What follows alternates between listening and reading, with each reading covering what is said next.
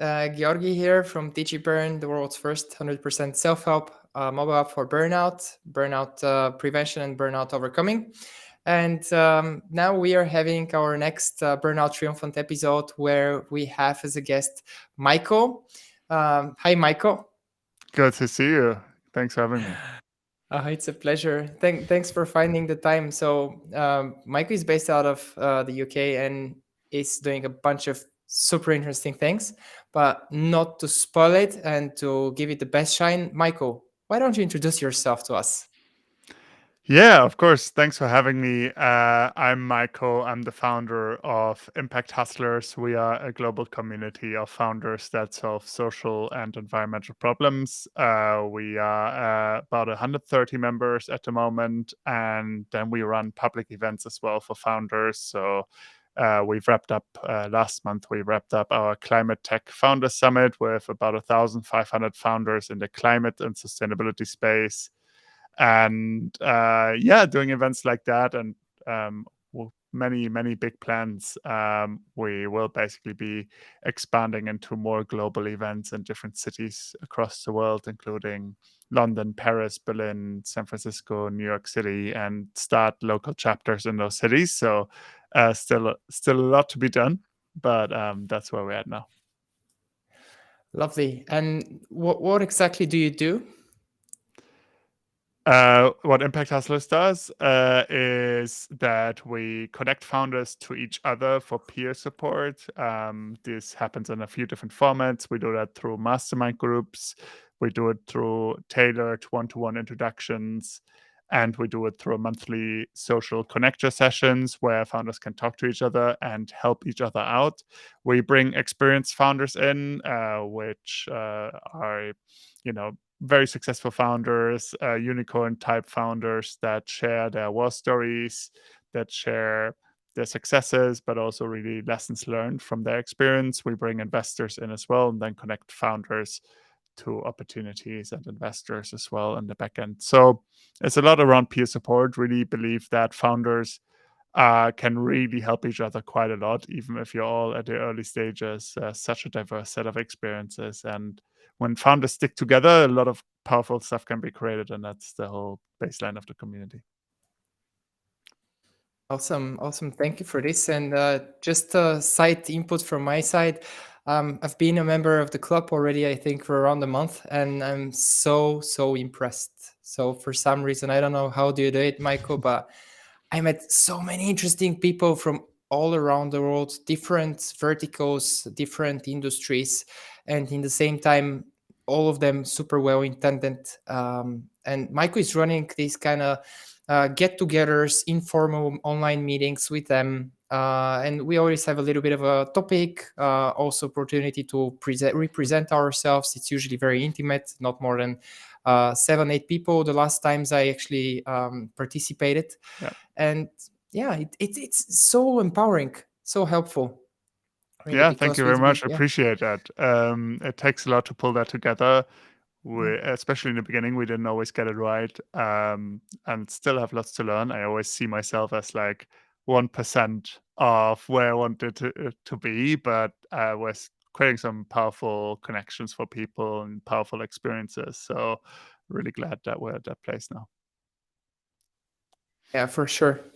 And the name just speaks for itself. So everybody that's watching us right now, if you're an entrepreneur, if you're willing to make meaningful connections from the comfort of your own home with people that may be close or maybe like miles away, it's a great starting point. Just check it out. You have a free month, if I'm not mistaken, to try Yeah. and to see for yourself if it works, if it makes sense. I definitely see a lot of added value there.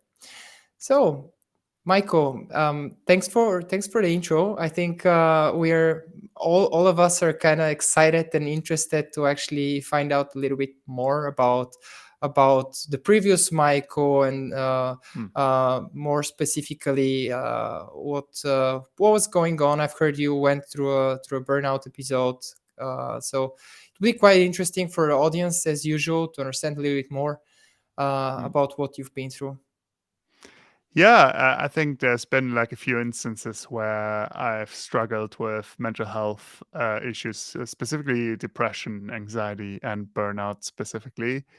And it's interesting. I think actually, having now gone through therapy for a while, a lot of this, as very often with these things, you can date back to even childhood experiences, and even in childhood, realizing actually I was pretty depressed at certain stages in my life, even way back in high school and things like that. So that, it's obviously different than burnout, but there was like some mental health challenge at that point.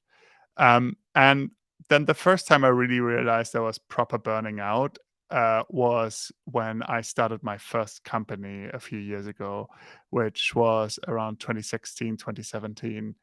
And at the time, I was actually working full time for a startup accelerator, and I was also studying part time, and I was setting up a company. So that was the context for Oh, wow.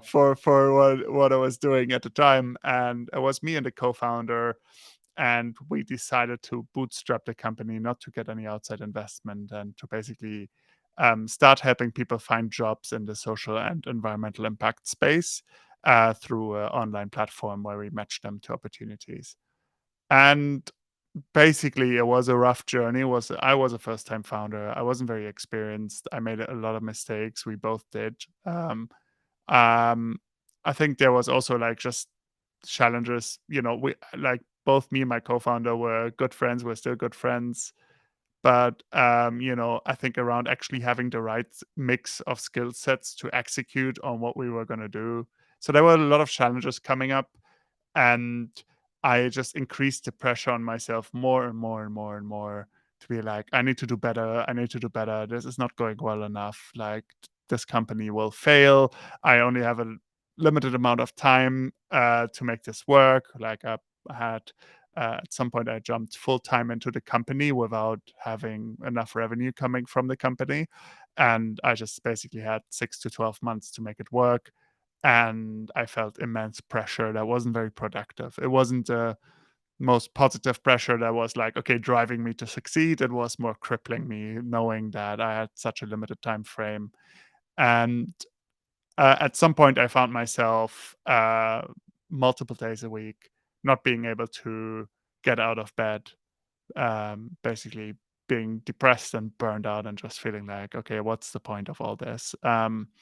And that was kind of my first proper encounter with burnout at the time, and the first time I actually seeked help on it. And it was very frustrating to seek help because I've looked for kind of therapists and people that help me with that, and I finally found some help on it. But it was a dark time where yeah, I just couldn't get out of bed at all. And then I don't want to talk too much right now, but like then I had episodes later on as well, as recent as earlier this year. So but I think what I learned over time is how can you detect these things for happening early on and really manage them much better and build your tool belt of how to manage burnout rather than freak out and go into this downward spiral that got me, at least in the past, into a very dangerous place in terms of just my own well-being. So Mm.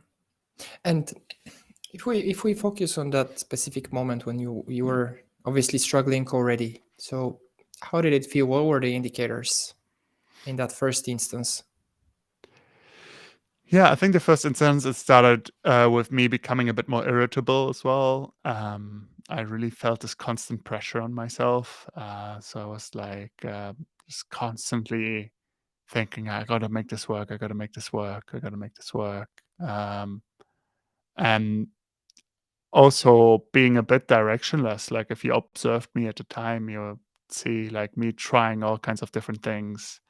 Um, and but not being very strategic with what I was doing, like kind of freaking out internally, um and that kind of spiraled bit by bit, where I was then looking actually at escapism at the time to try to get away from work, but also did that quite a lot. So I kind of started learning to paraglide at the time, which was great. I started doing lessons for a private pilot license, and try to escape more and more.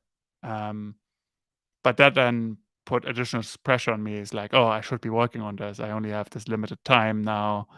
Um, and finally, that's basically more and more ended up actually not getting out of bed in the morning, not seeing the point in anything I was doing because I didn't see it succeeding.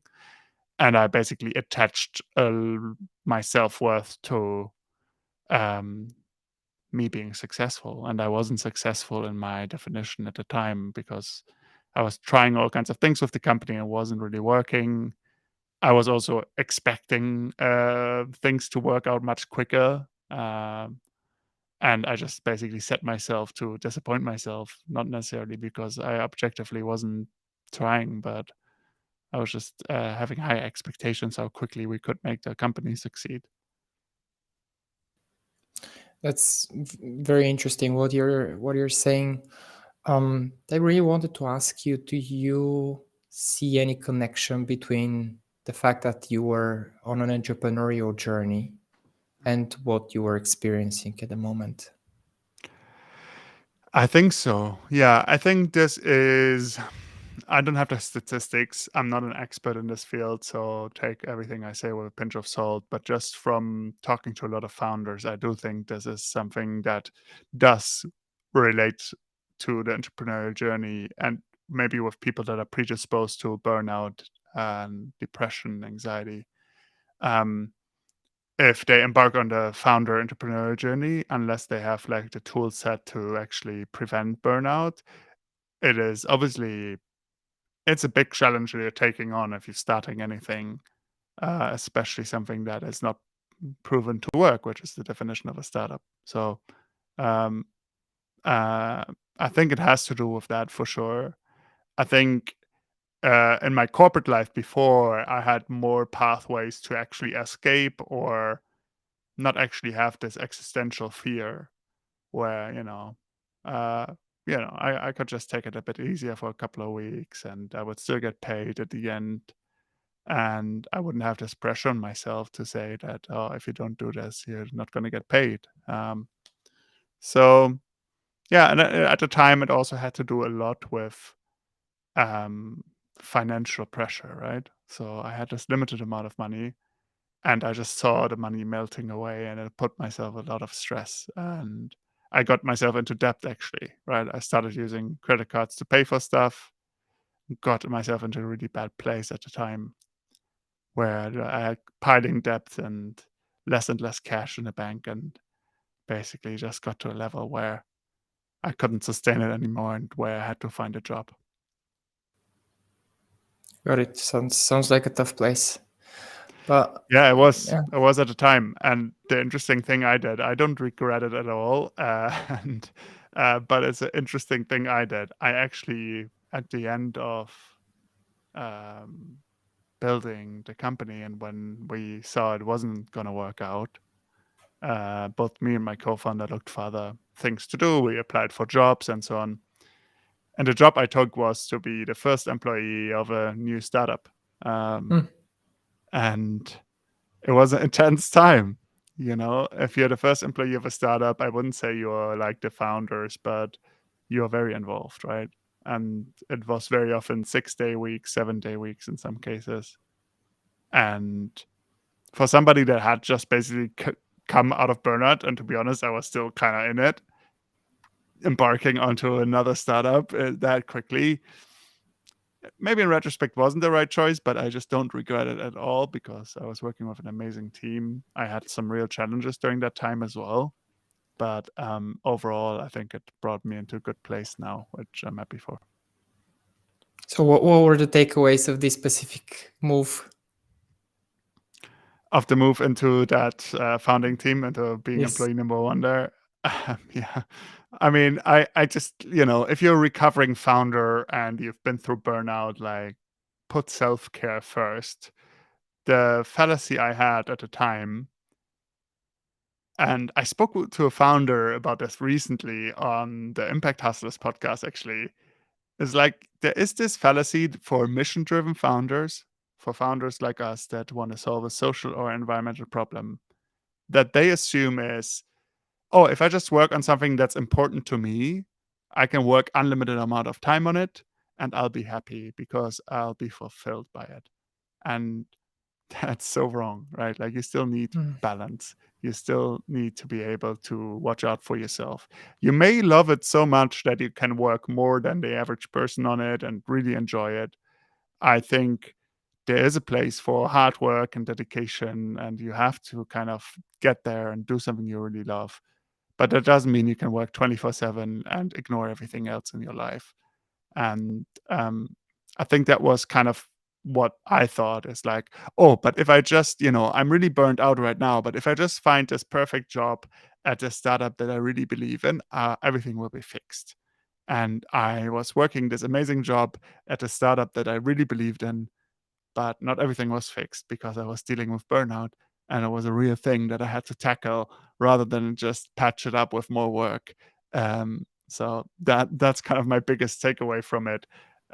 You gotta really confront these challenges. I think very often humans get into escapism, and I was trying to escape into more work and into mission driven work that I believed in.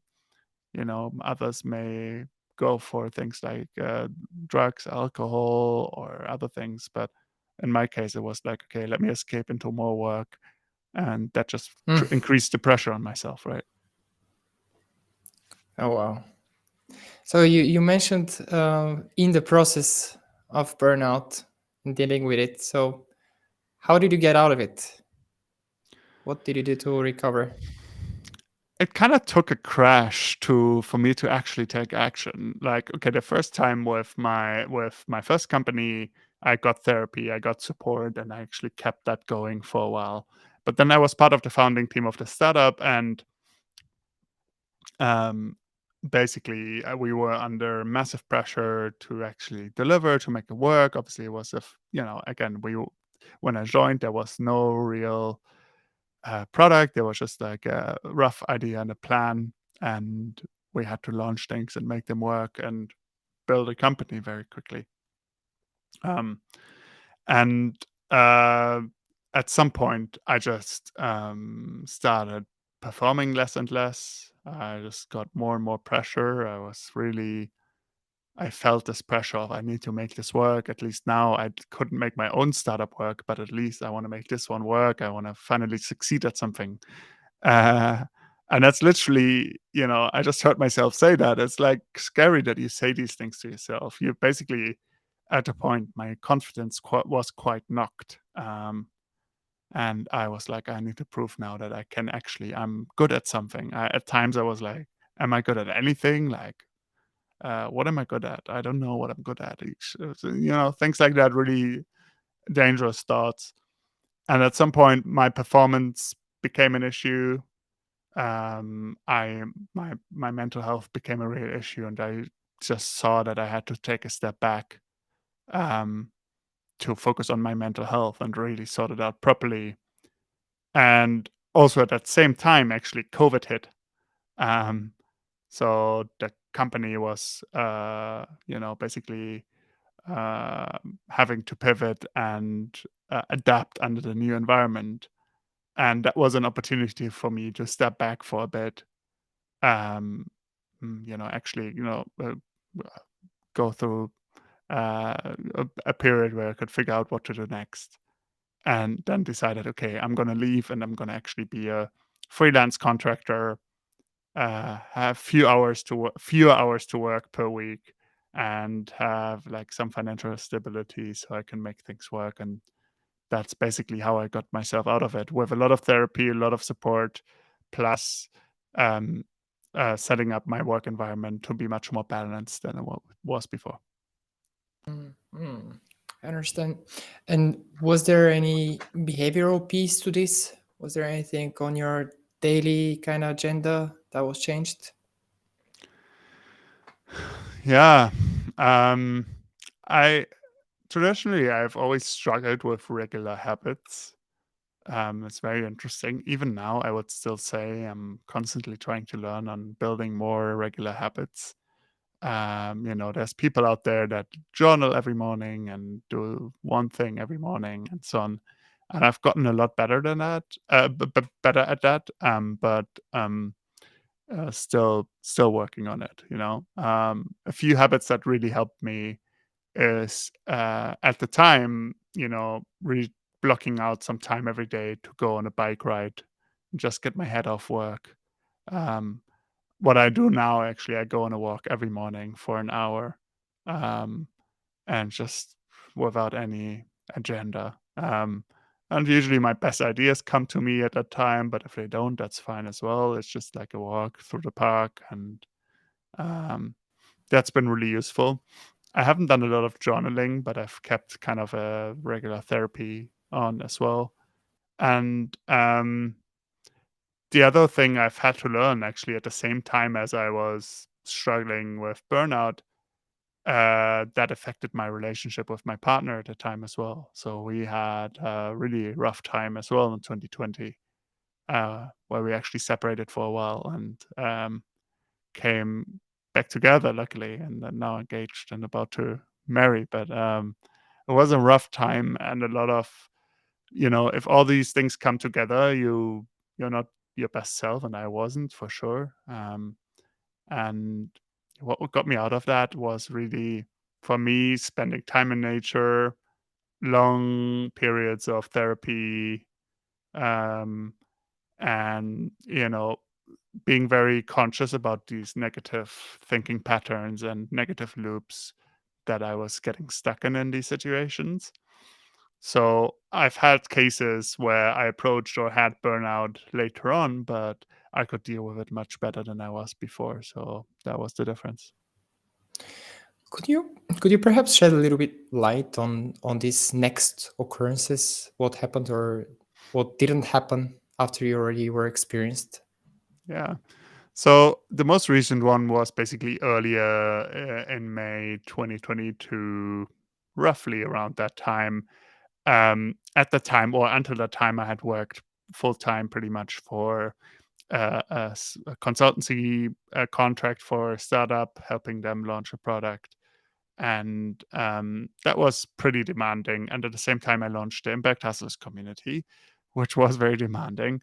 And there was a bunch of other things going on. I was actually teaching at University College London, and all kinds of projects happening at the same time.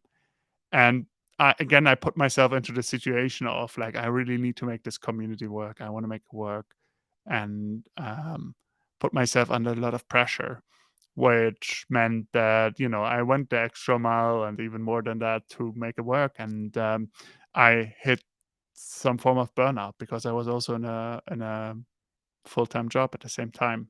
So I had a period where I just had to actually take a step back. I realized I was working 7 days a week again, and my performance just declined. Um, and I realized, okay, like I'm 7 days a week, I'm always like running around like crazy, but I'm not getting a lot done. And I'm feeling less and less excited about what I'm doing. Like I need to take a step back. And what I did first is I really reclaimed my weekends and just said, no, I'm just gonna at least start with blocking out one day in the weekend, just go away in nature. I did long cycle tours, I did hiking tours, day tours, and things like that to just get away. And again, together with therapy, to then really analyze and improve. The good thing is I was familiar with burnout before, so um, I really had some tools already to not drop really deep into this for a long time. I think the first time I was affected by it for probably a year or more. Obviously not just the intense burnout, but like all the repercussions from it, not being able to recover. In May, it was just a couple of months where I was affected by it, but I could still recover pretty quickly. Um, and by now I feel pretty confident that these situations may arise, but I can still manage it very well, and I can take a step back, and I know when to stop. um Even the last couple of weeks have been very intense. There's a huge backlog of emails in my inbox that I've promised founders to get back to them, uh, some of which have chased me. and I have so much empathy for these founders and that I want to help them, and I feel like I'm letting people down by not responding yet. But I also said like I'm okay actually with now managing expectations. Like I'm really ready to help you, but I will take a while, and my email inbox will take a while. And I'm getting some help now as well from a virtual assistant to actually help me work through a few of the things that I don't necessarily need to do myself. So there's a lot of things that you can do, and it may seem overwhelming, but yeah, step by step.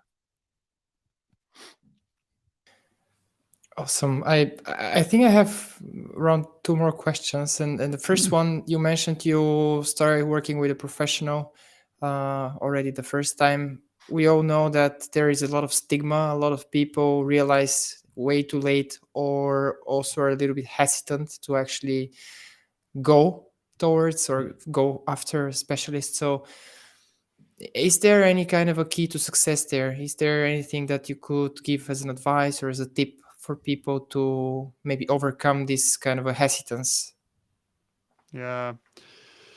Yeah, I definitely had that hesitance as well. Not so much because there was yeah, maybe it's related to stigma, but I wasn't like worried, okay, what if my friends find out, or if somebody like, or what if I need to tell somebody that I'm getting therapy? That wasn't so much my worry. I was like always just thinking in a way of saying, "Oh yeah, what can they do? Aren't they just like asking dumb questions?" And then I sit there and that's it. And is it really going to help me? Or I'm sure I'm fine. I can just fix it myself and so on. And then I learned that, sometimes it's just worth trying it out. Obviously, you need to go through the initial hurdle. Also, if you start with a therapist and it doesn't work out, you can just choose another therapist. There's like, you're not logged in with them forever. If it doesn't work, that's fine. Like you can go to somebody else. But I would just encourage everyone to give it a try. It will be confidential between you and your therapist, and you can talk about anything. But if it doesn't work, and I've actually switched a couple of times because it didn't quite work. They were all fine people and good professionals, but sometimes it's a mix of chemistry, their experience, and them actually being able to relate to your challenges. And I think that's a challenge sometimes for founders, that not a lot of therapists out there really know how founders think or what challenges founders have. Because I think it is unique in some ways. Obviously, everybody can have these challenges, but with founders specifically, it's it's a different kind of ball game, and sometimes people don't quite realize it. And at times, I was very frustrated with that. So, yeah. Got it. Thanks. And the second question was, what do you do differently nowadays, or also how do you keep track of your personal well-being? Is there anything that we could also share with the audience in terms of just being aware of our current state? Yeah. So first of all, on the productivity side, I'm just much more conscious what I prioritize in the past. Excuse me. There we go. Bless you. I'll just answer that once again. Huh? Um, so first of all, on the personal productivity side, I've done a few things to just structure my work a bit better and prioritize it better. That's because that's been a cause of overwhelm for me, where I just had this huge to-do list, which I struggled with and got overwhelmed by. So specifically, there is, I'm not being paid to say this, but there's this tool called Sansama, which helps you basically prioritize tasks every morning. Obviously, you can do that with any tool, but it just helped me a lot to have more of a daily and weekly rhythm of prioritizing my tasks. Then, in terms of my own well-being, obviously going through the regular therapy, also like gratitude journaling. I've actually done that for a while. I have to admit, I'm not doing it every time anymore. I'm more creating a bit of a habit around it. But I bought, a gratitude journal, which basically just means in the morning and in the evening, you write down what you're grateful for, and what you've learned from the day. Now, when I do the morning walks, which is another thing, just a 1 hour morning walk, which everybody thinks they don't have time for, but I would challenge you because I definitely didn't think I would have time for it. But actually, the rest of my day is so much more productive when I do it that I make up for that lost hour in that sense.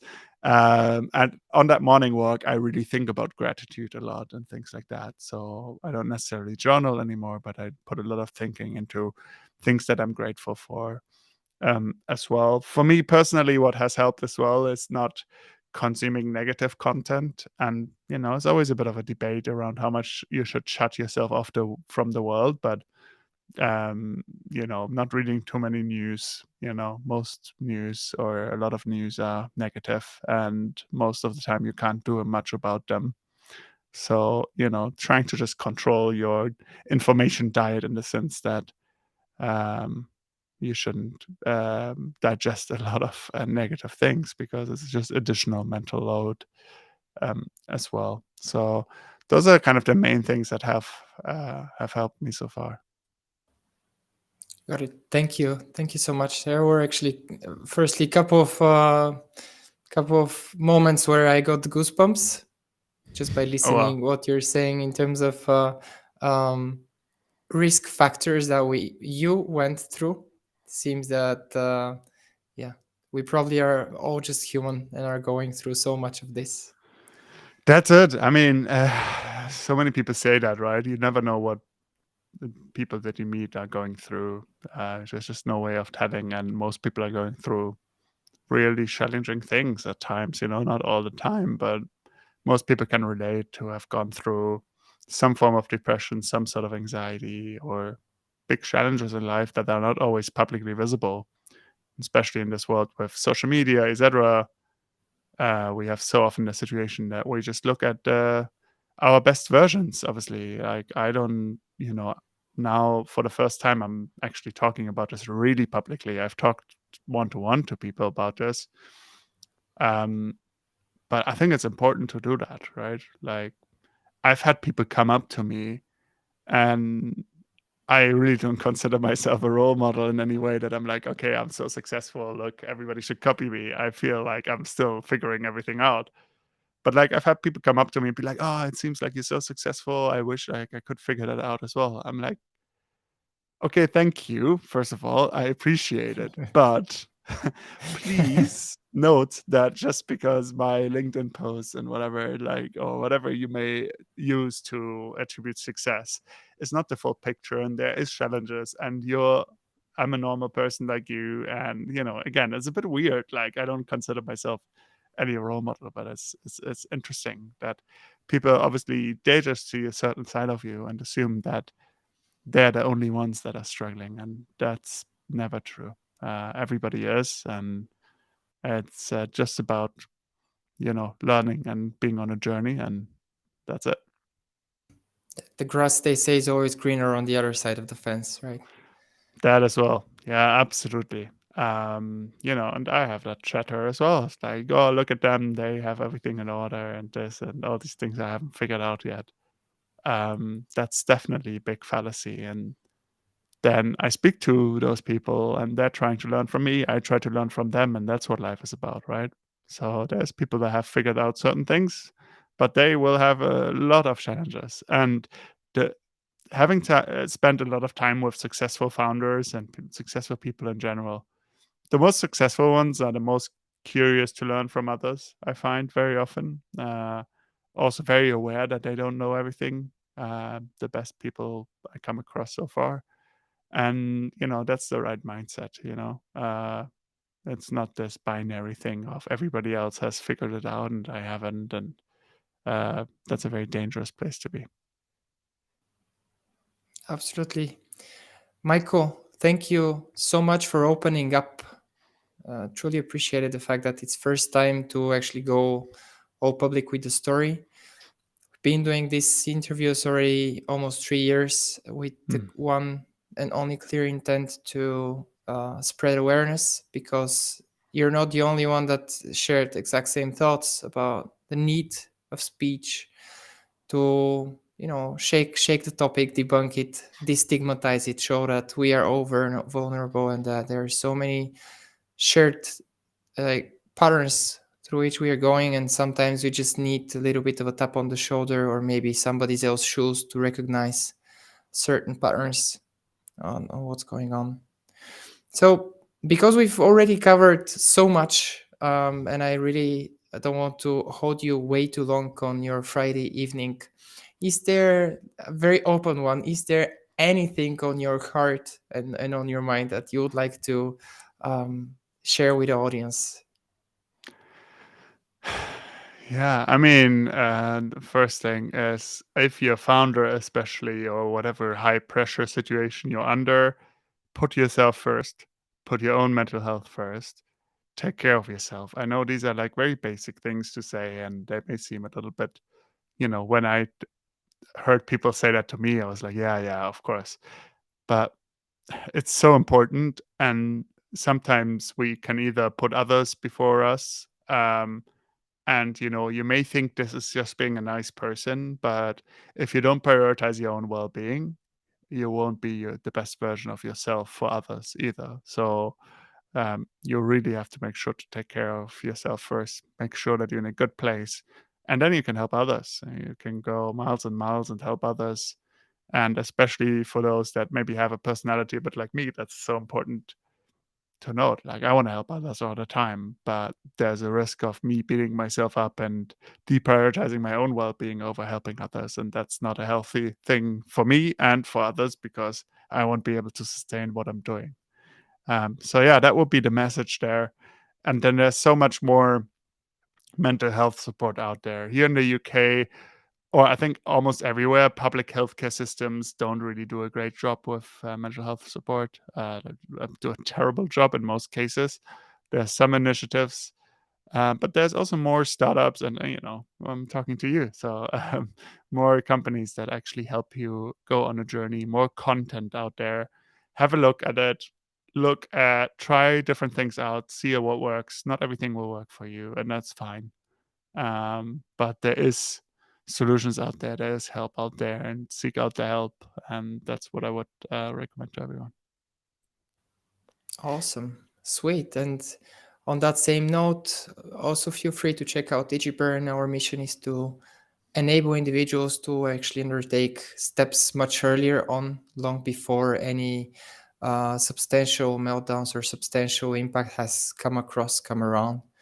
And it's all about just the minor steps, right? Raising the awareness and doing the steps, doing the putting in the job and the work. Because at the end, it seems where we're living right now, it seems that we are already in the time where information is ubiquitous. Most likely, everything that we were just discussing right now is somehow already familiar for so many people.